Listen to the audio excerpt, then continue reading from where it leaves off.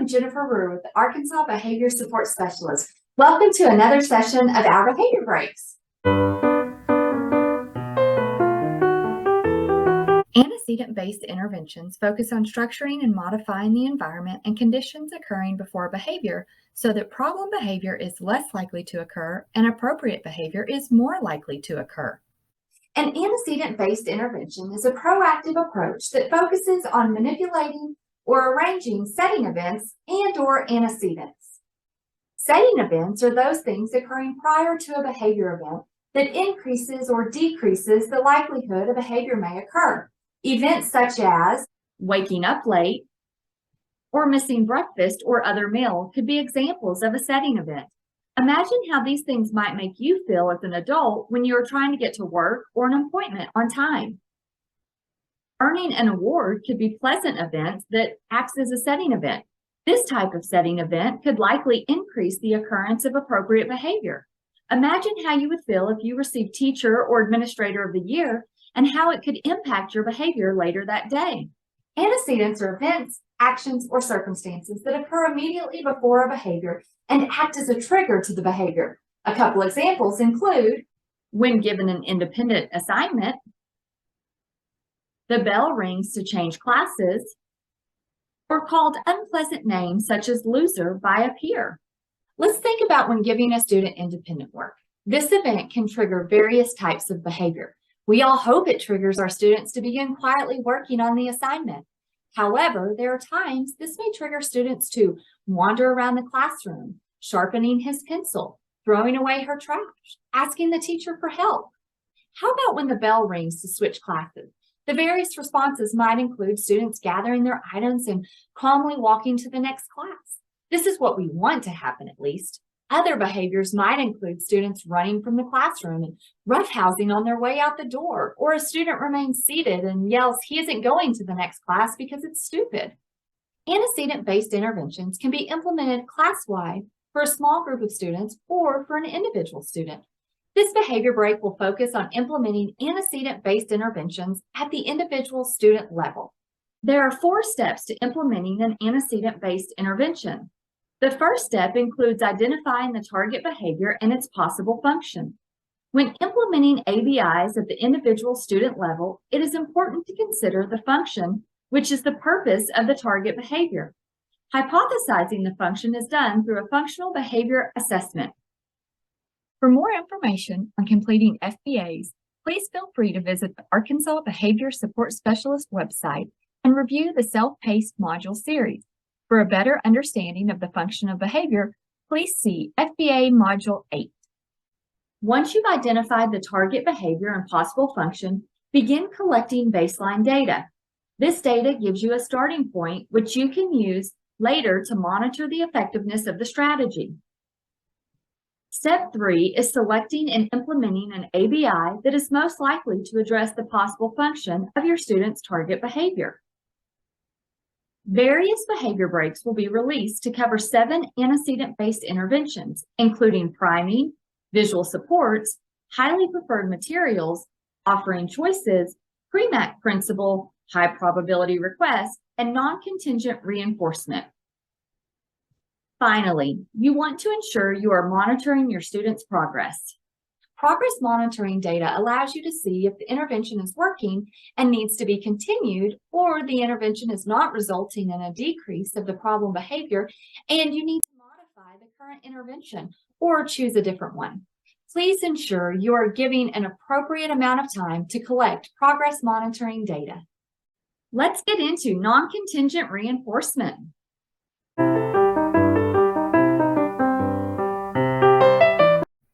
Non-contingent reinforcement is a preventative strategy in which a reinforcer to a problem behavior is provided regardless of the occurrence of the problem behavior.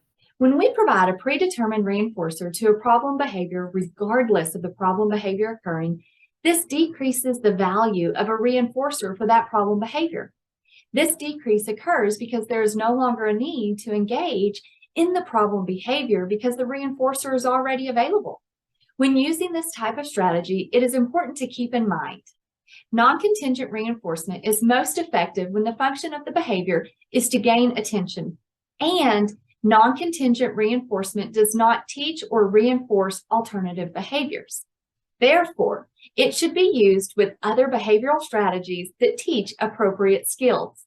Let's take a look at some of the benefits of using non-contingent reinforcement. Using non-contingent reinforcement reduces the occurrence of the problem behavior. When the reinforcer is present, regardless, and the problem behavior has been reduced, this can result in a positive learning environment for adults and students. And also, non-contingent reinforcement is a function-based intervention. This strategy is especially effective when a student is trying to gain attention. Interventions are always more effective when based on the function of behavior. When we are not addressing the function of the behavior, we are throwing things at the wall and hoping something sticks. When using non-contingent reinforcement to prevent problem behaviors that occur to gain attention, there are a variety of things we can do to provide attention regardless of the problem behavior occurring. When teaching, we can use proximity. We can address a student during the lesson by asking him or her a question we know they can answer comfortably. After giving a directive to begin an assignment, we can ask individual students if they understand, have all the necessary materials, need any help getting started, etc. When students come into our classroom, we can greet them, giving a little bit of attention before starting class. For our younger students, we can plan for short conversations throughout the day. We can use this time to ask about their interests, activities we know they're involved in, their families. The list goes on and on. So this sounds like a great preventative strategy to increase student success and appropriate behaviors. But you may be thinking, Jennifer, how do we prepare for and implement this strategy? Since this strategy is effective in addressing behaviors used to gain attention, it is important to first determine the function of the student's behavior is in fact to gain attention. Once we have established that, we need to determine the amount of time that typically passes between the end of one instance of the problem behavior and the beginning of the next instance of problem behavior. With this information, we can determine a time-based schedule for delivering the reinforcer for the problem behavior. The reinforcer should be delivered more often than the amount of time that typically passes between occurrences of that problem behavior. So, for example, you can deliver the reinforcer on a fixed time schedule, such as always after the same set amount of time, such as maybe 5 minutes, or you can deliver the reinforcer on a variable schedule after various amount of time passes that average a set amount of time. While implementing this strategy, we want to ignore any occurrences of problem behavior. Remember, we do not want the reinforcer of attention to be present during instances of the problem behavior. We do want to deliver the reinforcer of attention according to the time schedule we identified during preparation. It may be necessary to use a timer or something else to provide a cue it is time to deliver the reinforcer. If the problem behavior occurs at the end of the interval and it's time to deliver the reinforcer, you might wait just a short time, maybe 30 seconds, to deliver the reinforcer so you do not inadvertently reinforce the problem behavior. After the target behavior has decreased, gradually increase the amount of time between each delivery of the reinforcer. Non-contingent reinforcer can be implemented in all settings where the problem behavior occurs in order to gain attention. All adults that experience the student demonstrating problem behavior to gain attention should implement this strategy in their setting while the student is in their class. Thank you for tuning in to this behavior break on non-contingent reinforcement.